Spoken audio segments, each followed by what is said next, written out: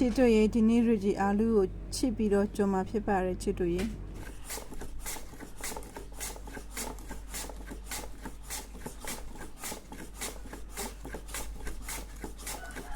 ဟယ်လိုချစ်တို့ရဲ့ဒီနေ့ရကြီးအာလူကြော်တာဖြစ်ပါတယ်ရှင်အာလူကြော်ရကြီးအခုမှဆက်ပြီးတော့ကြော်တာဖြစ်ပါတယ်ရှင်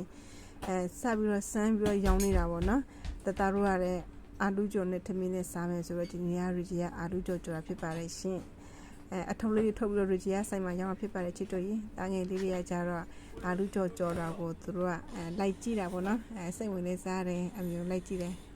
အာလူကြော်စားရအောင်မယ်ဆိုတော့ရကြီးကကြအာလူကြော်ကိုစကားချစ်ပြီးတော့ရေနဲ့သုံးထားတော့ဖြူဖွေးနေရပေါ့နော်ဆေးရဖြစ်ပါတယ်ချစ်တို့ရင်အခုဆိုလို့ရှိရင်အာလူကပေါ့နော်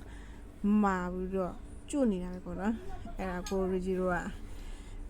စီပူပူလေးနဲ့ကြော်မှာဖြစ်ပါတယ်ချစ်တို့ရင်တာငယ်လေးကခုလုပ်ပေးတာဖြစ်ပါတယ်ချစ်တို့ရင်အာလူကရကြီးကရေနဲ့စိန်လာပြီးတော့အခုဆိုလို့ရှိရင်ရကြီးကရေသုံးထားလောက်ဆေးတာဖြစ်ပါတယ်ရှင်ရေနဲ့စိန်တော့အာလူကမာပြီးတော့ကျွတ်နေတာပဲပေါ့နော်ကြော်လို့ရှိရင်အရင်ကောင်းတယ်အခုဆိုလို့ရှိရင်ရကြီးကစပြီးကြော်ပါတော့မယ်ချစ်တို့ရင်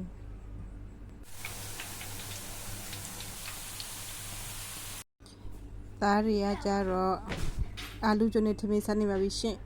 ဒါလေအာလူကြော်ဘသူလဲရအာလူကြော်လဲ မမပြန်ကြီး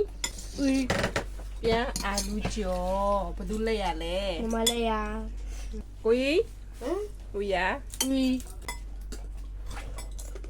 စားကောင်းလား စကားလေ ကျူးနဲ့အိုးဒီညကောင်းလားကိုစီဦးရကိုစီထမင်းစားတော့ကိုတော့မယ်